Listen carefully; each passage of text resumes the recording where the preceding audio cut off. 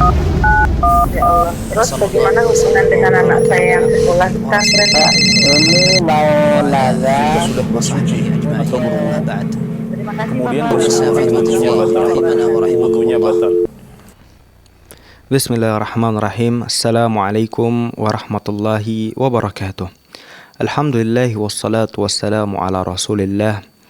Wala hawla wala quwata illa billah. Amma ba'd. Para pemirsa Fatwa TV dimanapun Anda berada, senang rasanya dapat bertemu kembali pada program kesayangan kita, Fatwa TV Live Interaktif pada segmen konsultasi Islam bersama Ustadz kita Dr. Musyafa Ad-Darini MA yang merupakan dosen SCD Imam Syafi'i Jember. Para pemirsa Fatwa TV dimanapun Anda berada, insya Allah dalam 1 jam ke depan kita akan membersamai Anda untuk mendengarkan nasihat serta jawaban dari pertanyaan yang para pemirsa ajukan melalui line telepon kami di 0821 706087 atau dapat menghubungi line satelit kami di 0331 544 6087 atau dapat mengirimkan pertanyaan melalui website kami di dewanfatwa.com. Para pemirsa Fatwa TV dimanapun Anda berada, alhamdulillah telah membersamai kita di studio Fatwa TV Jember Ustadz Dr. Musyafa Ad-Darini. Kita sapa terlebih dahulu. Assalamualaikum Ustadz. Waalaikumsalam warahmatullahi wabarakatuh. Gimana kabarnya Ustaz? Alhamdulillah khair. Ustaz. Nggak kerasa Ustaz sudah di awal Dzulqa'dah Ustaz. Iya. Insyaallah habis ini sudah Dzulhijjah. Masuk di bulan-bulan haram Ustaz. Iya. Betul.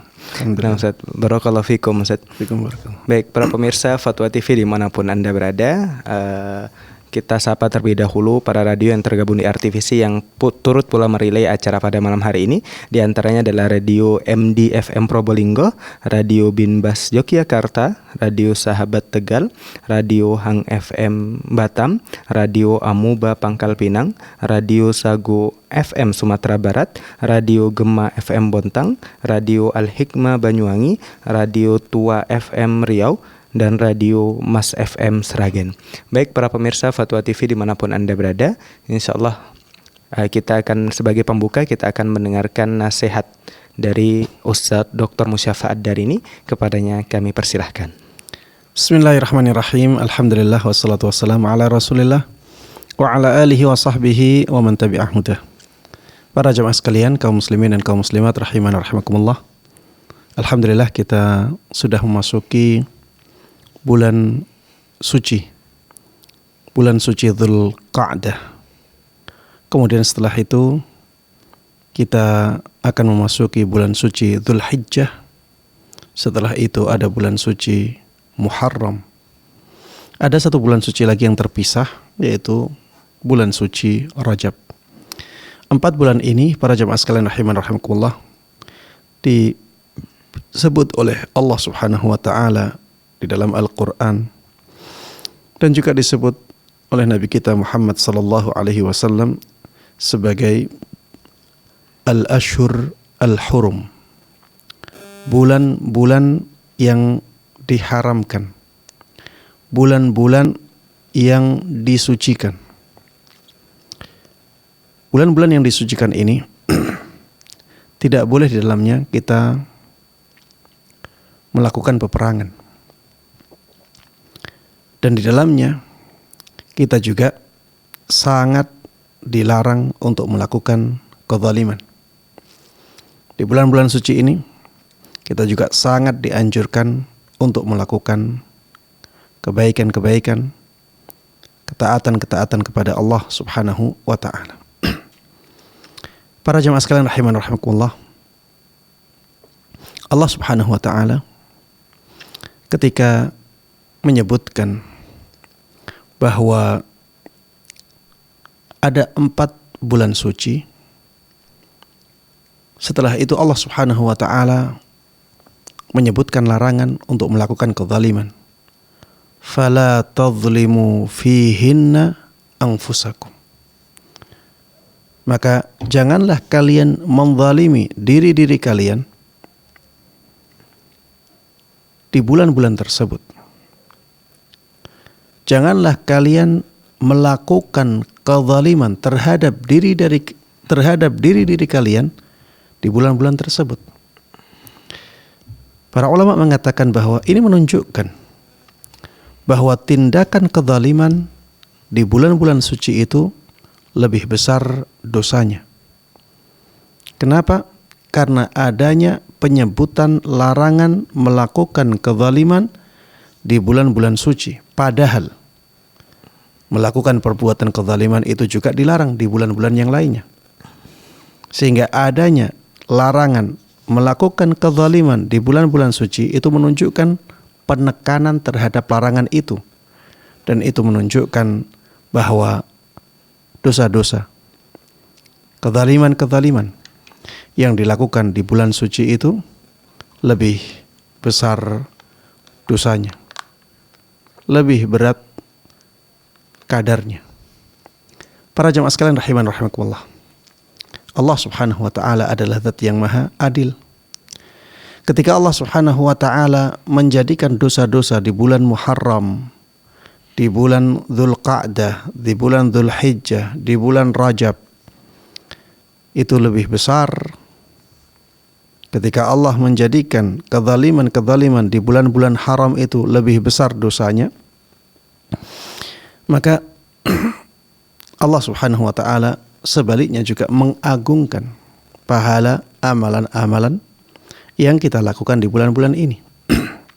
Para ulama juga mengatakan bahwa kemuliaan suatu waktu itu mempengaruhi kemuliaan suatu amalan. Semakin mulia waktu yang kita gunakan untuk melakukan amalan, maka akan menjadikan semakin mulia amalan yang kita lakukan di waktu tersebut. Makanya amalan yang dilakukan di malam Lailatul Qadar itu menjadi sangat mulia sekali. Karena malam Lailatul Qadar adalah malam yang paling mulia. Begitu pula amalan-amalan yang kita lakukan di bulan Ramadan itu menjadi sangat mulia karena kemuliaan bulan Ramadan. Amalan-amalan yang kita lakukan di 10 hari pertama bulan Dzulhijjah itu sangat dimuliakan oleh Allah Subhanahu wa taala karena sangat mulianya 10 hari pertama bulan Dzulhijjah tersebut. Dan begitu seterusnya. Ini sama dengan kemuliaan tempat. Semakin mulia suatu tempat, maka semakin mulia amalan yang kita lakukan di tempat tersebut. Oleh karena itu para jamaah sekalian rahimakumullah, karena kita sedang berada di bulan suci, bulan yang sangat mulia, maka jauhi kezaliman, jauhi kemaksiatan-kemaksiatan, dan semangatlah untuk melakukan amal-amal ketaatan kepada Allah Subhanahu wa ta'ala, terutama yang diwajibkan. Amalan-amalan yang diwajibkan lakukan dengan sebaik-baiknya, jaga dengan sekuat-kuatnya. Kemudian tambahkan amalan-amalan yang disunnahkan dalam kegiatan kita setiap hari. Iya, membaca Al-Quran, perbanyak membaca Al-Quran. Bersolawat untuk Nabi kita Muhammad sallallahu alaihi wasallam, perbanyak membaca solawat untuk beliau. Di sana ada amalan membaca kalimah thayyibah, subhanallah, walhamdulillah, wala ilaha illallah, wallahu akbar. Perbanyak membaca kalimah thayyibah. Di sana ada amalan istighfar, ada sayyidul istighfar misalnya. Perbanyak membaca sayyidul istighfar. Di sana ada amalan berpuasa. Perbanyak puasa di bulan-bulan yang disucikan ini. Di sana ada amalan bersedekah, ada amalan wakaf, ada amalan berbakti kepada orang tua, ada amalan membantu orang lain dan seterusnya.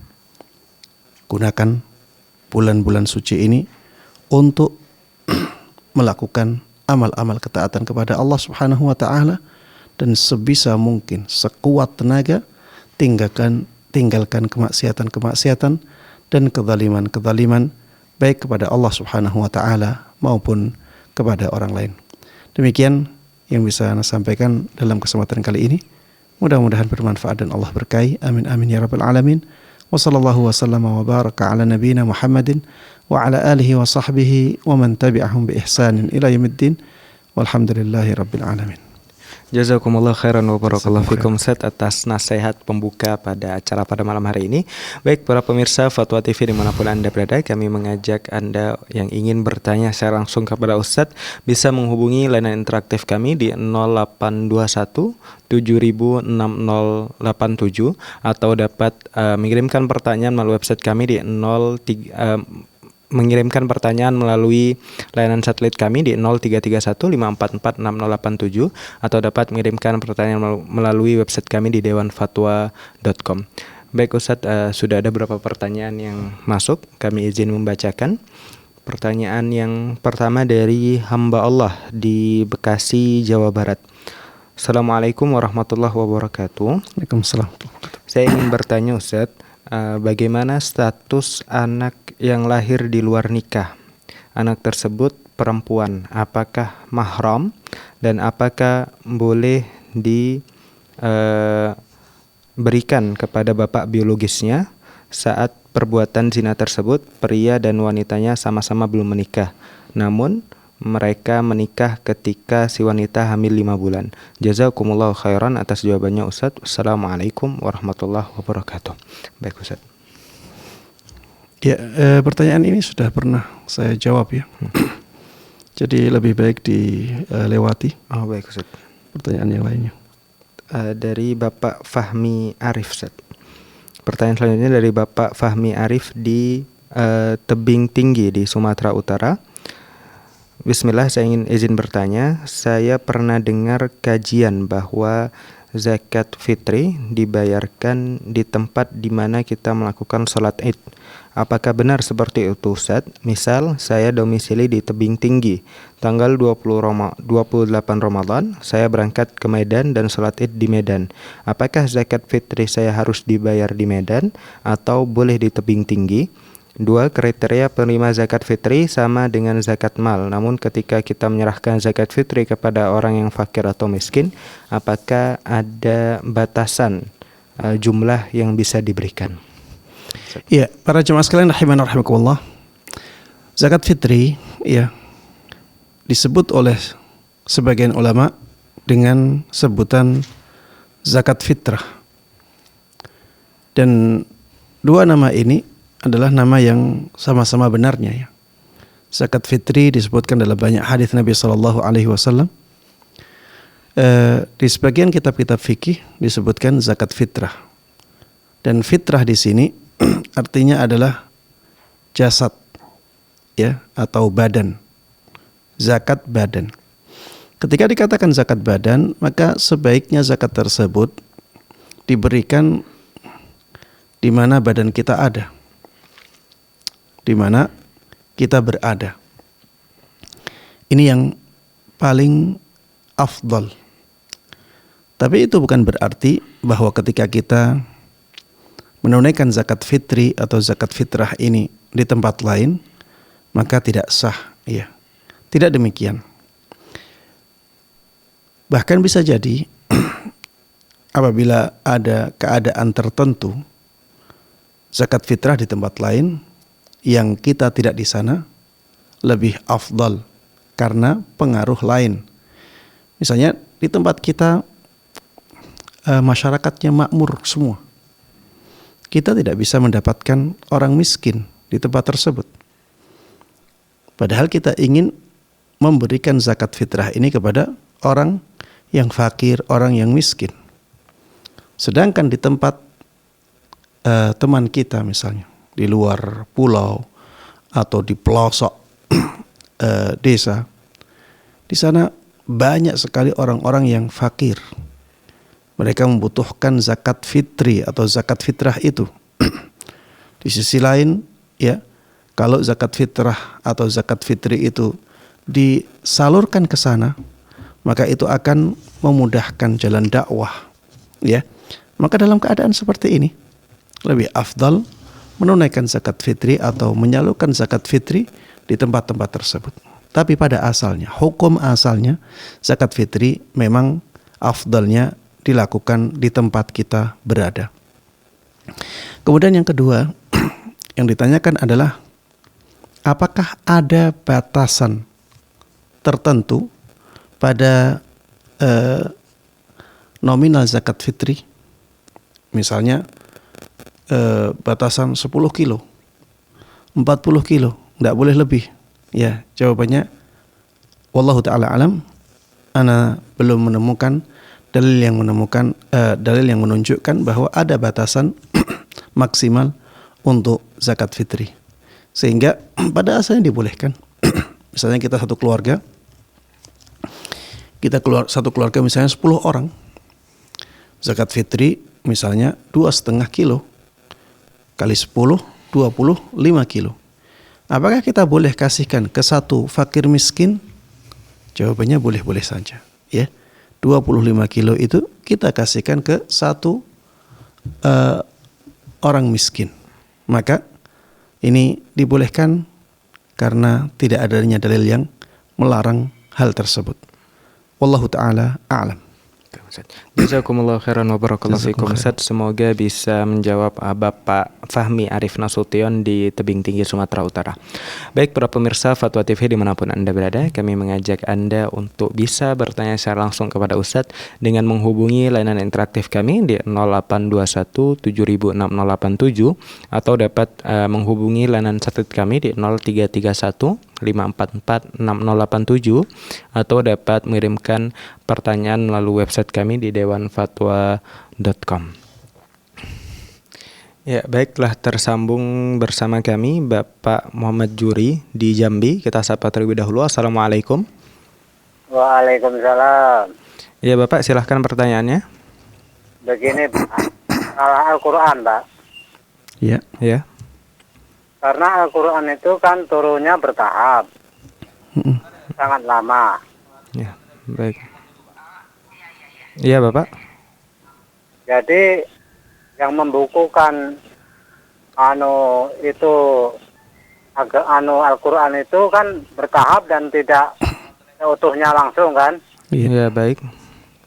Jadi yang membukukan Al-Quran itu siapa dan waktunya apakah Nabi kita masih hidup atau gimana?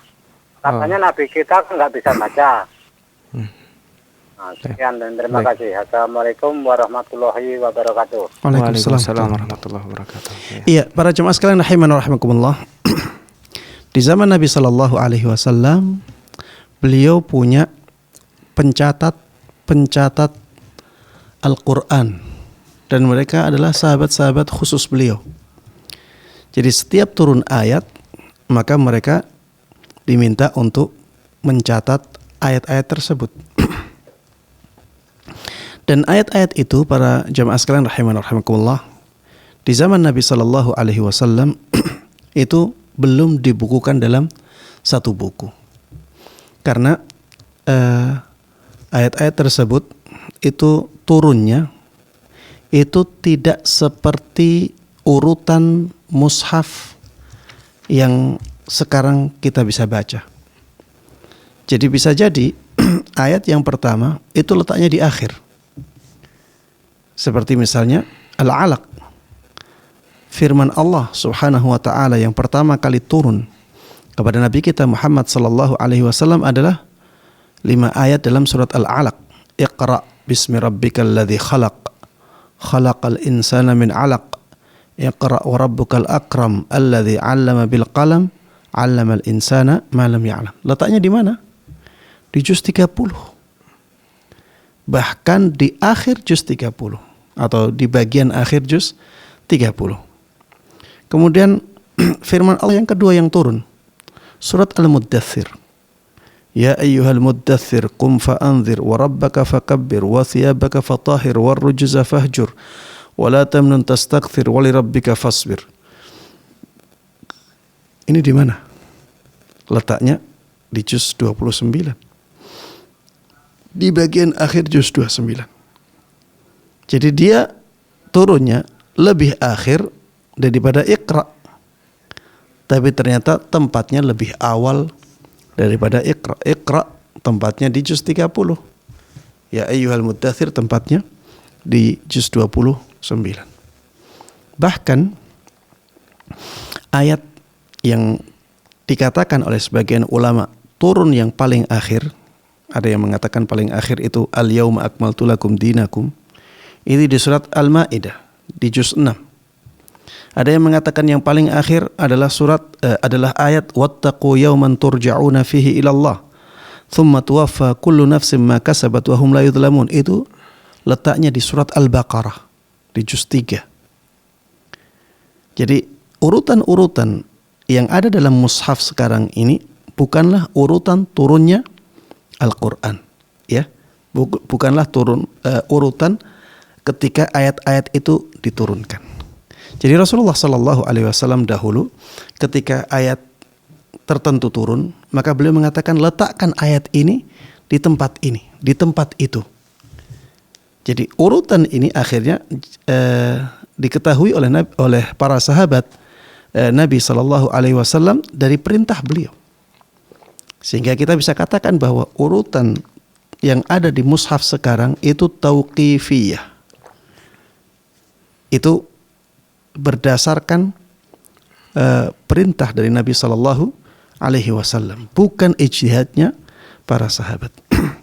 Kemudian akhirnya tulisan-tulisan ini dibukukan dalam satu mushaf di zamannya sahabat Abu Bakar radhiyallahu anhu atas usulan dari sahabat Umar ibn al-Khattab radhiyallahu anhu. Kemudian akhirnya dibukukan dengan lebih selektif lagi, dengan menjadikan Al-Quran hanya dengan bahasa Quraisy, ya, di zamannya sahabat Utsman ibn Affan radhiyallahu anhu. Taib.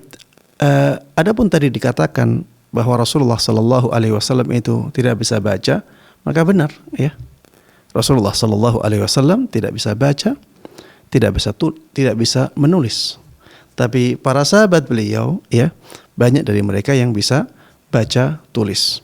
Kenapa Rasulullah Sallallahu Alaihi Wasallam tidak bisa baca tulis? Di antara hikmahnya adalah agar tidak ada tuduhan dari musuh-musuh beliau bahwa beliau mengambil Al-Quran ini dari kitab-kitab terdahulu. Ya, tuduhan ini akan terbantahkan dengan sangat sempurna ketika keadaan beliau adalah seorang yang ummi, tidak bisa baca dan tidak bisa menulis. Tapi hafalan beliau sangat kuat, dan beliau juga punya para sahabat yang khusus menjadi penulis-penulis wahyu yang sangat dimuliakan oleh Allah Subhanahu wa taala. Ya, demikian yang bisa Anda sampaikan. Wallahu taala alam. Jazakumullah khairan wa barakallahu fikum. Ustaz, semoga bisa menjawab Bapak Muhammad Juri di Jambi. Baik, para pemirsa Fatwa TV dimanapun Anda berada, telah terhubung bersama kami Bu Krisnawati di Bekasi. Kita sapa terlebih dahulu. Assalamualaikum. Ya, assalamualaikum warahmatullahi wabarakatuh. Waalaikumsalam warahmatullahi wabarakatuh. Baik Ibu, silakan pertanyaannya. Ustaz, saya mau menanyakan ini, Ustaz. Kalau ada orang sebelum Ramadan itu kebiasaan dia bangun sholat subuh tuh siang. Tapi kalau sholat biasa gitu, kalau yang di hari-hari yang biasa itu biasanya suka ke masjid. Cuman subuhnya agak susah, Ustaz, dan masih merokok. Terus setelah Ramadan dan sudah ngaji ke sana kemari juga, tapi masih begitu lagi, Ustaz. Nggak ada perubahan. Itu apa penyebabnya biasanya, Ustaz? Orang seperti itu, Ustaz.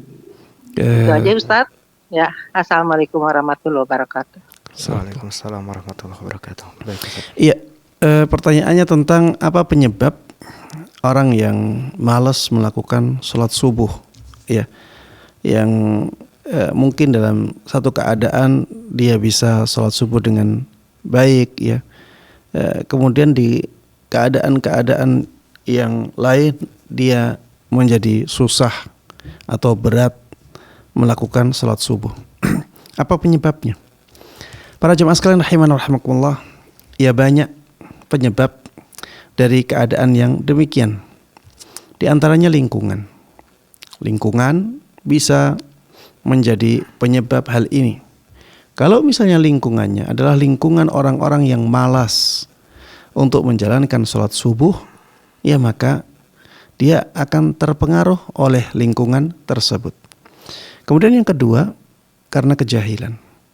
Bisa jadi karena dia memang jahil. Maksudnya jahil bagaimana Ustadz? Jahil bahwa itu adalah tindakan yang sangat membahayakan dirinya.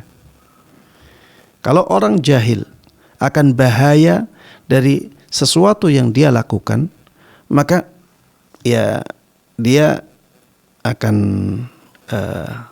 terbiasa melakukan hal tersebut.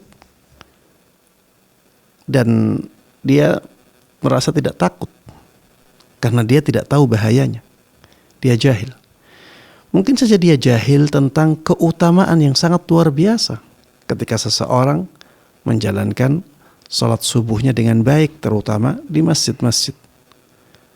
Karena kejahilan ini akhirnya dia malas-malasan menjalankan sholat subuh, apalagi sholat subuh di masjid. Kemudian bisa jadi ya, sebabnya adalah banyaknya dosa yang ada pada dia. Para jamaah sekalian rahimakumullah, dosa itu penyakit. Iya, dosa itu penyakit. Dia penyakitnya hati. Ketika hati itu banyak dosanya, berarti hati tersebut akan banyak penyakitnya. Ketika penyakitnya parah, maka hati tersebut akan sangat malas menjalankan ketaatan kepada Allah Subhanahu wa ta'ala. Ini seperti badan. Badan itu kalau dia sehat, maka dia mudah atau bahkan semangat untuk mencari makanan. Dia akan sangat kuat nafsu makannya. Beda dengan jasad yang sakit. Badannya ketika sakit, makanan seenak apapun akan sulit untuk masuk. Dia akan sulit untuk menjadi kuat. Begitu pula dengan hati kita. Kalau hati kita sakit, maka dia akan malas untuk memakan asupannya, yaitu amal-amal kebaikan, amal-amal ketaatan kepada Allah Subhanahu wa ta'ala. Ketika seseorang hatinya itu kotor, ya, hatinya banyak penyakitnya, banyak noda-noda dosanya, maka dia akan menjadi orang yang malas melakukan kebaikan. Sehingga solusinya carilah tempat yang baik, ya. Kondisikan tempat kita. Kondisikan lingkungan kita. Cari lingkungan yang benar-benar bisa menyemangati kita melakukan kebaikan. Di antaranya salat subuh, terutama di masjid Allah Subhanahu wa ta'ala. Kemudian solusi yang kedua, ya, belajar ilmu, ya, belajar agama yang baik. Paling tidak ya setiap pekan sekali, ya. Kalau misalnya tidak bisa setiap hari, setiap pekan sekali hadiri majelis-majelis ilmu yang di dalamnya mengingatkan kita kepada Al-Quran, kepada hadis-hadis Nabi Sallallahu Alaihi Wasallam, mengingatkan kita kepada akhirat, ya. Ini sangat penting, ya. Orang kalau jahil, ya, dia tidak akan semangat melakukan kebaikan. Beda kalau seseorang itu alim, tahu, ya, tahu bahayanya ini, tahu keutamaannya itu, maka dia akan menjauhi bahaya dan dia akan semangat melakukan sesuatu yang mendatangkan manfaat yang besar untuk dia. Kemudian yang ketiga, banyak istighfar, ya. Banyak istighfar, banyak bertaubat kepada Allah Subhanahu wa ta'ala sehingga Allah membersihkan hati kita. Ketika hati kita bersih, maka hati tersebut akan mendorong badan ini untuk melakukan ketaatan kepada Allah Subhanahu wa ta'ala. Demikian, wallahu ta'ala a'lam. Jazakumullah khairan wa barakallahu fikum Ustaz. Semoga bisa menjawab Bu Krisnawati di Bekasi. Baik para pemirsa Fatwa TV dimanapun Anda berada, telah tersambung bersama kami Abu Rizal di Kalimantan. Kita sapa terlebih dahulu. Assalamualaikum Bapak. Waalaikumsalam warahmatullahi wabarakatuh. Ya Bapak, silahkan pertanyaannya. Pak Ustadz untuk bertanya terkait masalah simpanan di bank syariah, Pak Ustadz. Memang kadang-kadang tujuannya saya untuk mengamankan, karena kadang-kadang punya tujuan yang memang perlu dana yang sejumlah dana, ya, makanya disimpan di bank syariah. Apakah itu termasuk salah satu menumpuk-numpuk harta, Pak Ustadz? tujuannya sih yaitu untuk supaya memang terkumpul karena ada maksud. Tapi kadang-kadang di bank syariah pun ada kelebihan Pak Ustadz itu. Nah itu kelebihannya apa memang halal Pak Ustadz itu untuk bank syariah. Terus yang keduanya, Kelebihan saya maksudnya bekerja bunga ya, di suatu Abu ya Rizal?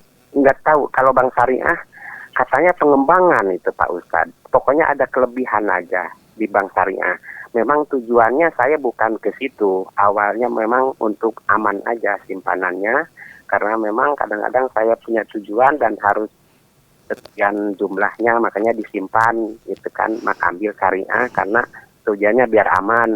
Tapi walaupun syariah tetap saya lihat memang ada bahannya itu. Istilahnya kalau di bank syariah bukan bunga Pak Ustadz, itu pengembangan.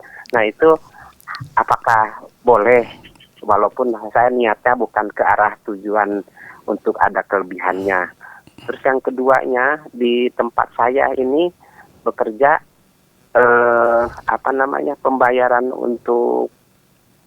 pembayarannya itu harus wajib menggunakan bank konvensional Pak Ustadz. Nah itu mau nggak mau saya ikut di situ. Apakah itu juga oleh Pak Ustadz ya? Karena memang diharuskan untuk membuka rekening konvensional untuk pemasukan dananya Pak Ustadz. Mungkin Itu itu aja gaji dulu, ya, Pak Ustadz. bukan Terima pembayaran. kasih. Ya betul, gaji Pak Ustadz. Gajinya masuk ke bank konvensional. Iya. Itu. Jadi saya mengikuti aturan seperti itu. Apakah dibolehkan atau memang harus bagaimana? Saya Iya. itu aja Pak Ustadz. Terima kasih. Assalamualaikum warahmatullahi wabarakatuh. Waalaikumsalam. Waalaikumsalam warahmatullahi wabarakatuh. Ya, para jamaah sekalian rahiman rahimakumullah.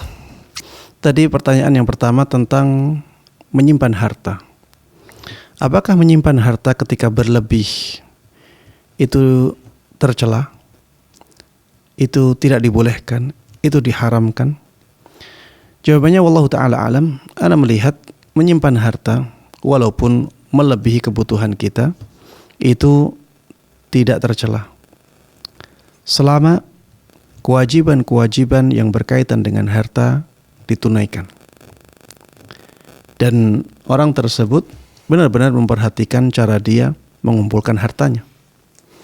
Ketika cara dia mengumpulkan hartanya itu baik sesuai dengan syariat, kemudian dia menunaikan kewajiban-kewajiban dia yang berkaitan dengan harta, maka kelebihan harta dia bukanlah sesuatu yang tercela.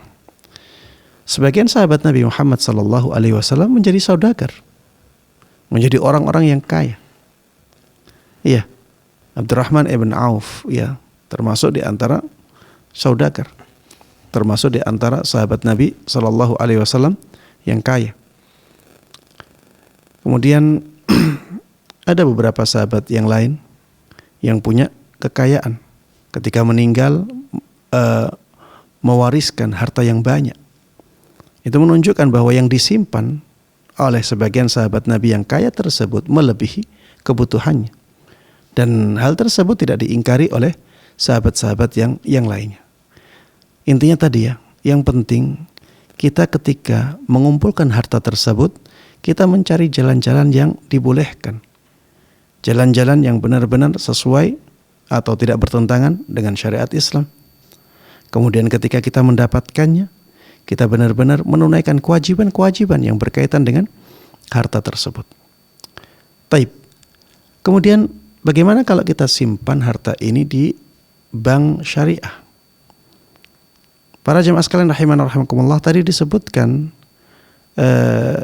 bahwa Bapak penanya itu memilih simpanan yang ada tambahannya, dan katanya itu dana pengembangan, dana hasil pengembangan. Mungkin saja yang dipilih adalah jenis rekening yang ada investasinya, ada sisi investasi. Wallahu ta'ala alam. Anda melihat lebih baik yang seperti ini dihindari. Lebih baik yang seperti ini dihindari. Karena adanya beberapa sisi yang meragukan akan kebolehan hal tersebut. Lebih baik kita memilih rekening yang benar-benar tidak ada tambahan sama sekali. Ya, ada beberapa rekening yang tidak ada biaya admin dan tidak ada bunganya. Tidak ada tambahan sama sekali. Ini lebih aman, ya. Ini lebih selamat. Maka kalau bisa diubah, ya. Rekeningnya diubah ke rekening yang sifatnya demikian. Yang tanpa admin, ya, tanpa ada tambahan sama sekali. Dan alhamdulillah yang seperti itu ada, pilihan itu ada. Kalau tujuannya untuk nyimpan, ya sudah, pilih yang seperti itu, lebih selamat. Taib. Kemudian tadi disebutkan bahwa Bapak penanya punya rekening bank konven. Kenapa? Karena untuk menerima setoran gaji, untuk menerima transferan dari gaji yang memang hak dia. Apakah seperti ini dibolehkan? Wallahu ta'ala alam. Ana melihat kalau memang dia tidak bisa kecuali dengan rekening di bank konven, maka dibolehkan dengan syarat. Dibolehkan dengan syarat. Syaratnya apa? Bunga tidak boleh diambil. Kalau dikasih bunga, maka bunga tidak boleh diambil.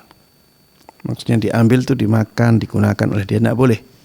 Kalau ingin ngambil, ambil, tapi ya sebagai tindakan untuk membersihkan harta kita dari sesuatu yang diharamkan. Jadi ambil itu, sedekahkan, atau bukan sedekah namanya, ya, kasihkan kepada fakir miskin, ya, kasihkan kepada fakir miskin, atau salurkan ke fasilitas umum, ya. Dan ini tidak bermakna sedekah. Ini bukanlah sedekah, tapi ini adalah tindakan untuk membebaskan diri kita, membersihkan harta kita dari sesuatu yang diharamkan oleh Allah Subhanahu wa ta'ala. Ya, kita tidak boleh memakan bunganya.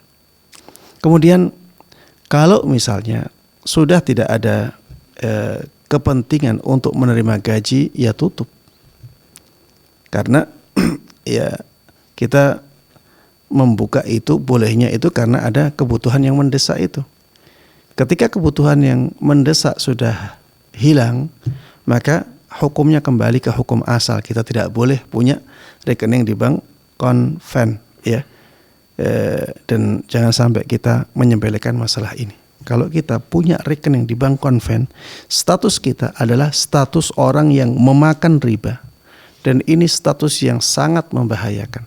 Banyak sekali ayat-ayat di dalam Al-Quran yang menyebutkan kata-kata memakan riba, ya, dan disebutkan ancaman-ancamannya.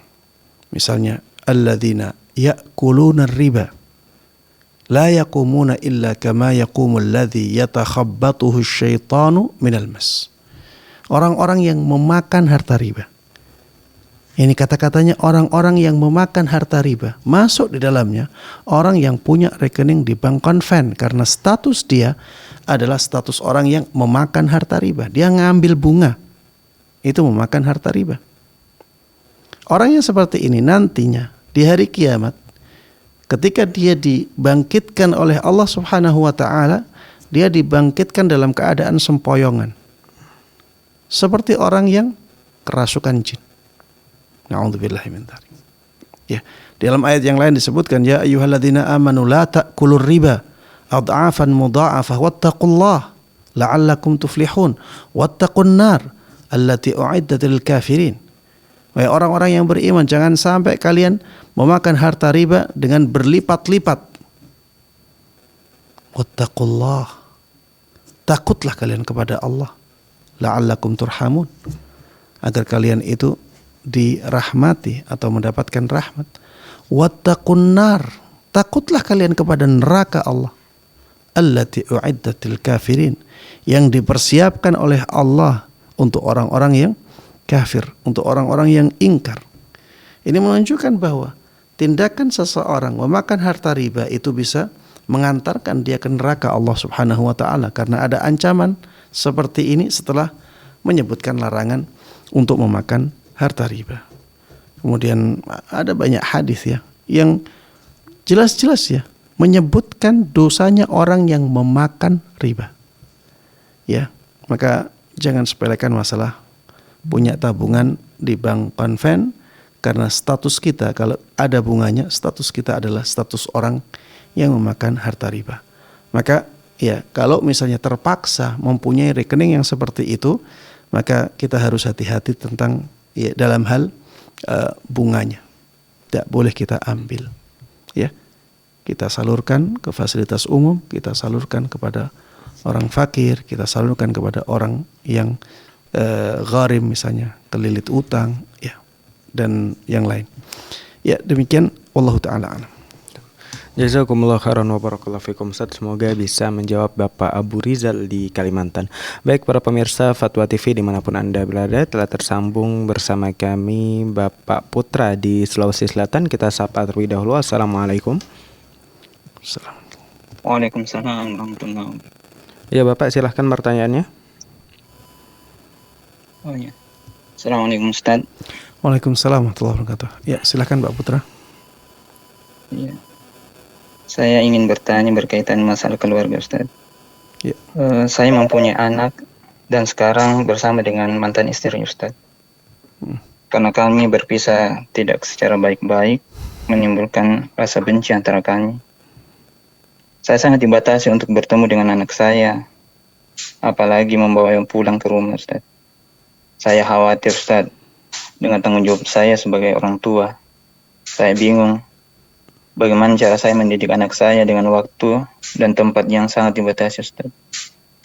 Apa yang sebaiknya saya lakukan Ustaz?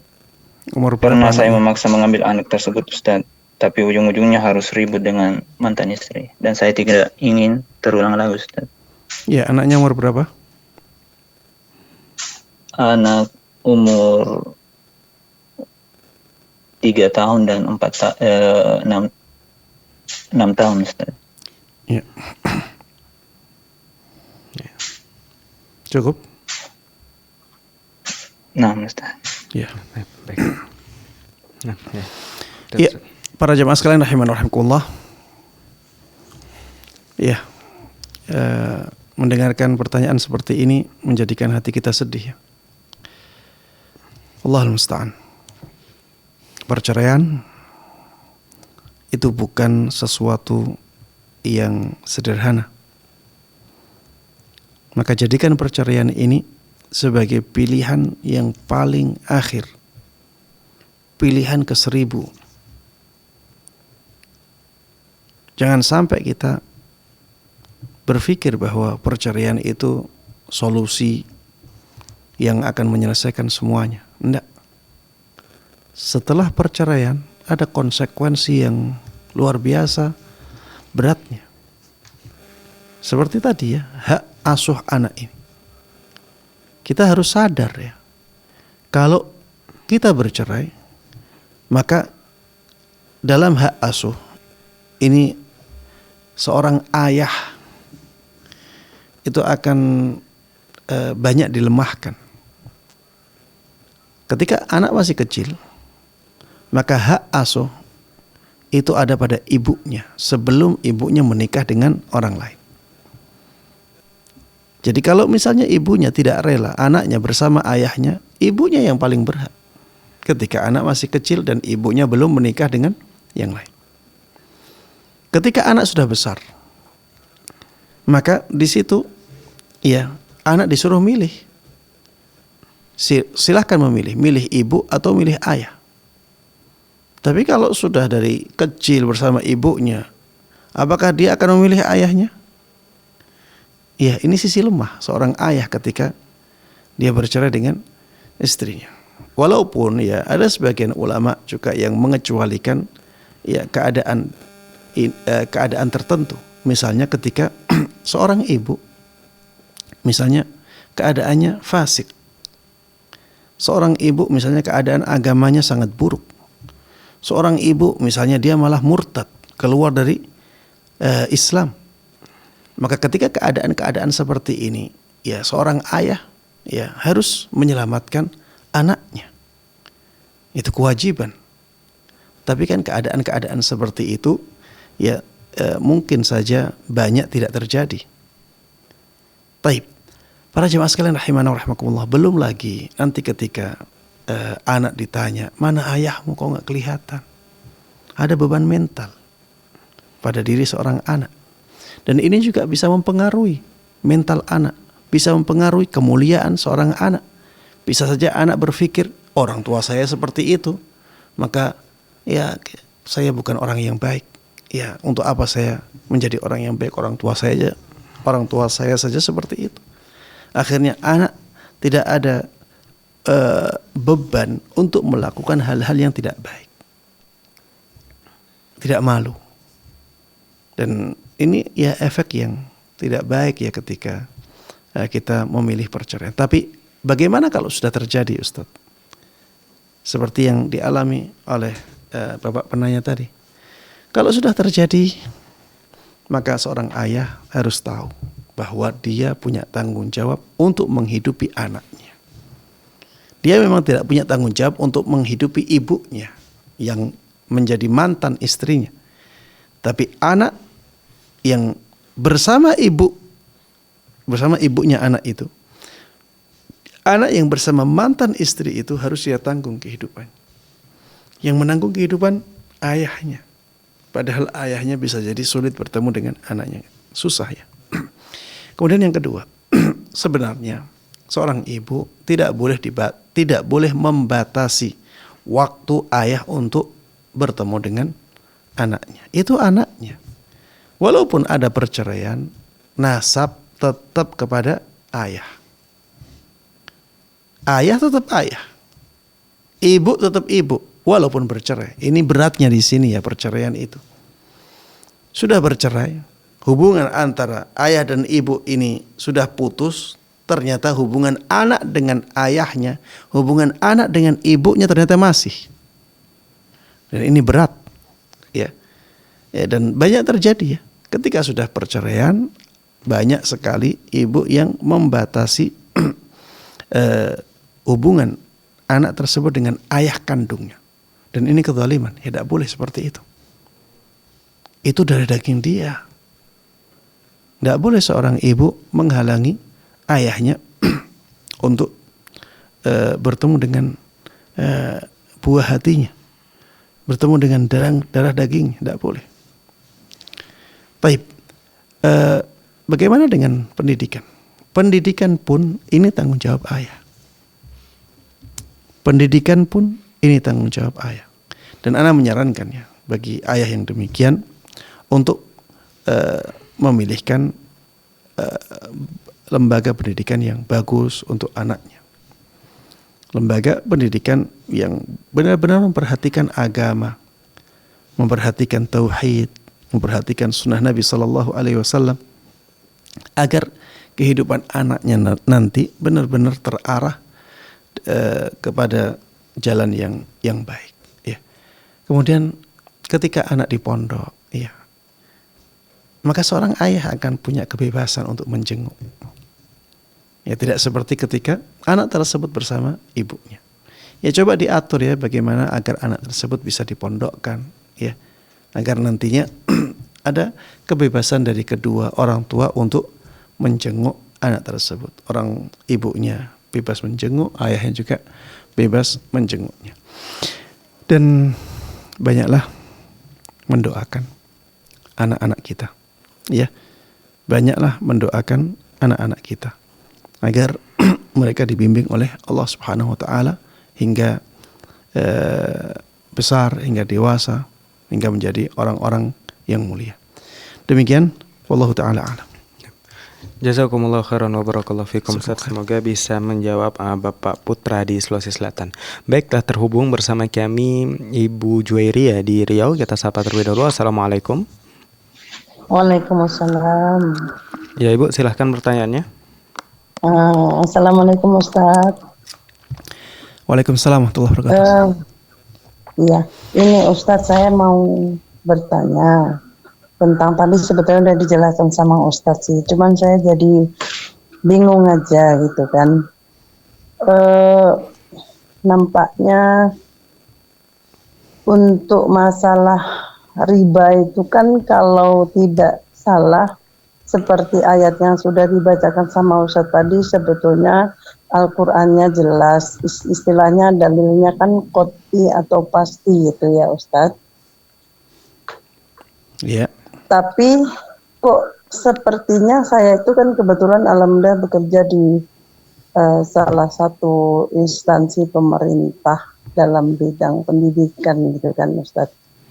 Jadi saya bingung Ustadz, sementara udah jelas tapi kok masalahnya masalah riba itu kayak masih ada diperdebatkan. Bahkan saya pernah bertanya itu tergantung dari akadnya seperti apa. Jadi saya dalam hati saya masih gamam atau galau, atau saya yang kalau menurut pendapat saya, karena pernah penasaran waktu saya kuliah juga saya tanya dosen itu tergantung akadnya.